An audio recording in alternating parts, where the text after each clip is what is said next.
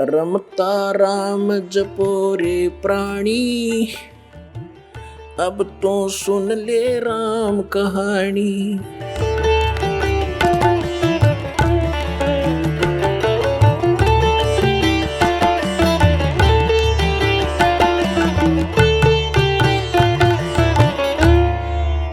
उदाहरण के लिए एक समय एक बहुत बड़ा धनी व्यक्ति था। पुराने समय की बात है, तो उस समय कोई बैंक नहीं होते थे, ऐसे कोई लॉकर नहीं थे। जमीन के अंदर गड्ढा खोदकर कोई विशेष निशानी बना लेते थे, उसमें धन दबा कर रखते थे चोरी के डर से।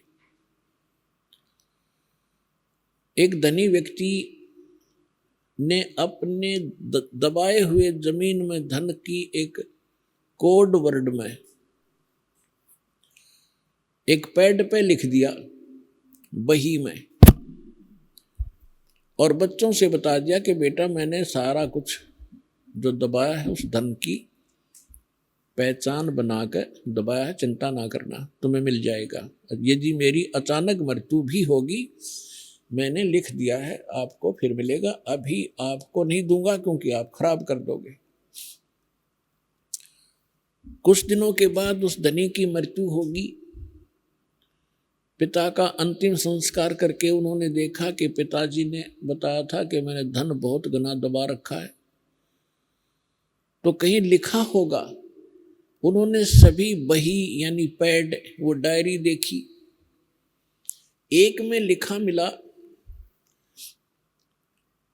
कि मंदिर के गुम्बज में इतना पैसा, इतनी चांदी, इतना सोना, आभूषण, गहने दबा रखे हैं। उसमें लिखा था कि चांदनी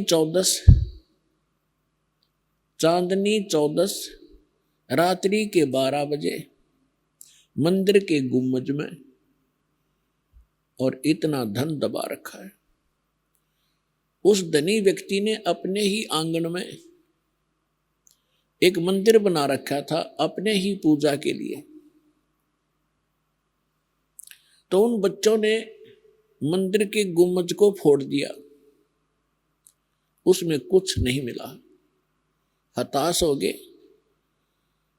पिताजी को लगे कोसने कि पिताजी ने गलत इंडिकेशन दे दी, इसमें धन मिला नहीं, ऐसा इतना धन बता रखा है, तो हम तो कंगाल हो जाएंगे, लुट गए, पिट गए, बुरा हाल हो रहा। उनके पिता का एक मित्र था धनी, वो शोक व्यक्त करने के लिए आया।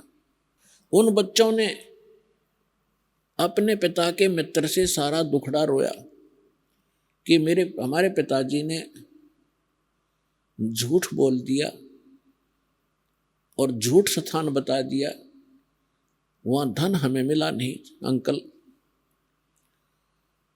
तो उनका अंकल कहने लगा, बेटा मुझे दिखाओ वो कहाँ लिखा तेरे पिताजी।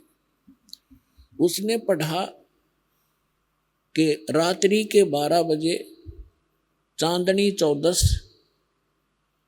गुम्बद, मंदिर के गुम्बद में इतने पैसे, इतने चांदी, इतना सोना दबा रखा है। तो उसके मित्र ने कहा उन बच्चों से कि बेटा ऐसे करो, इस मंदिर के गुम्बद को यथावत बनवा दो जैसे पहले था, फिर मैं बताऊंगा वो धन कहाँ है।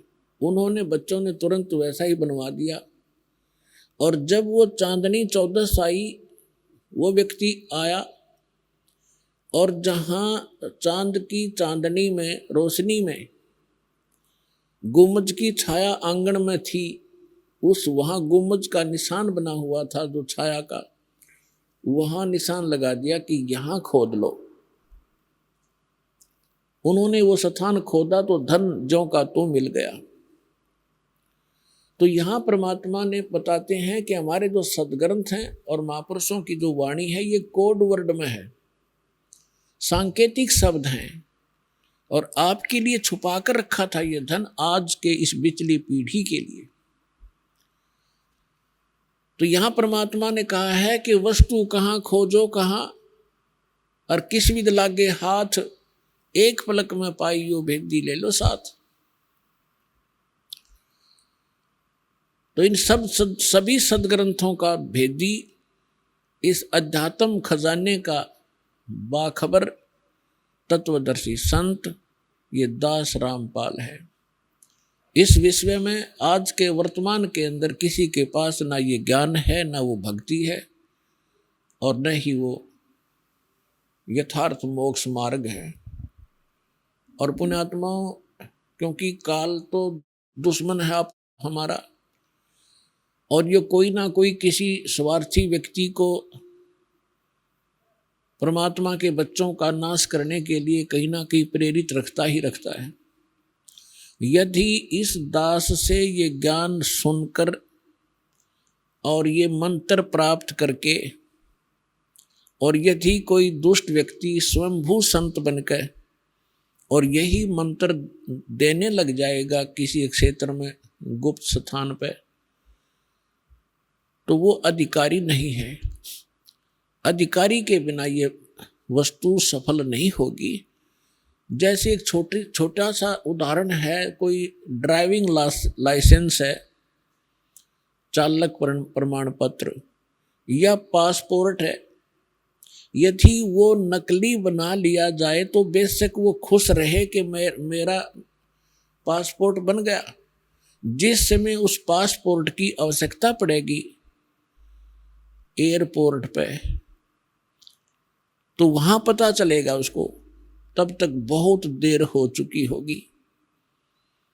उसको सजा भी होगी जिसने बनवाया है और जिसने बनाया है, ये दोनों दोषी होंगे, उनकी जिंदगी बर्बाद हो जाएगी। ठीक इसी प्रकार यदि कोई निकम्मी आत्मा यही मंत्र प्राप्त करके और स्वयं नाम देने लग गया होगा, तो उससे भी सावधान आपने भी होना है, और उसके फंस गए जो परमात्मा की प्यारी भोली आत्माएं, उनको भी सतर्क करना है। लेकिन आप जी ने किसी के साथ झगड़ा नहीं करना है, क्योंकि हमारा मार्ग झगड़े का नहीं है। अगर ऐसा कोई करेगा तो थोड़े दिनों में फेल हो जाएगा, क्योंकि जैसे एक भारा वृक्ष हो, पेड़, और उसके नीचे से कितने पौधे उग जाओ छोटे मोटे, वो थोड़े से दिन में पीले होकर अपने आप सूख जाते हैं। तो वो ऐसे होंगे, थोड़े दिन में अपने आप वो कंडम हो जाएंगे।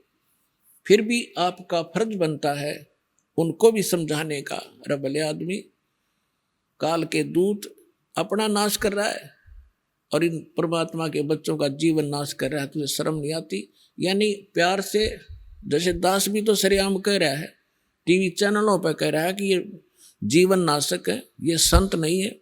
इन अपना भी बैठा लिया जितने भी संत हैं, और अपने शिष्यों का भी जीवन नाश कर दिया। इनसे भी प्रार्थना करता हूँ कि तुम भी सुधरो और इनको भगवान के बच्चों को भी फ्री कर दो, ताकि अपना कल्याण करवा लें। मानने ना मानने वो उनकी अपनी मर्जी है, उनके संस्कार पर डिपेंड करता है।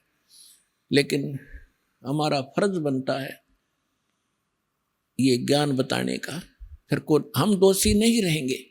उस परमात्मा के दरबार में कोई जाके कहेगा कि मुझे किसी ने बताया नहीं, तो वहां नहीं चलेगी उसकी। फिर वो उसी समय उसको रोल दिखाया जाएगा फिल्म कि देख ये व्यक्ति आपको क्या सलाह दे रहा था और आप क्या बकवास कर रहे थे।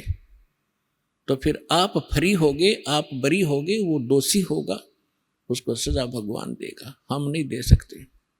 आप सुन रहे थे जगत गुरु तत्वदर्शी संत रामपाल जी महाराज जी के मंगल प्रवचन। अधिक जानकारी के लिए विजिट कीजिए हमारी वेबसाइट www.jagatgururampalji.org। संत रामपाल जी महाराज जी के शुभ आशीर्वाद से पूरे विश्व भर में 500 से भी ज्यादा नाम दीक्षा केंद्र हैं, जिन पर संत रामपाल जी महाराज जी द्वारा ऑनलाइन निशुल्क नाम दीक्षा दी जा रही है। अपने नजदीकी नाम दीक्षा केंद्र का पता करने के लिए संपर्क करें 8222880541।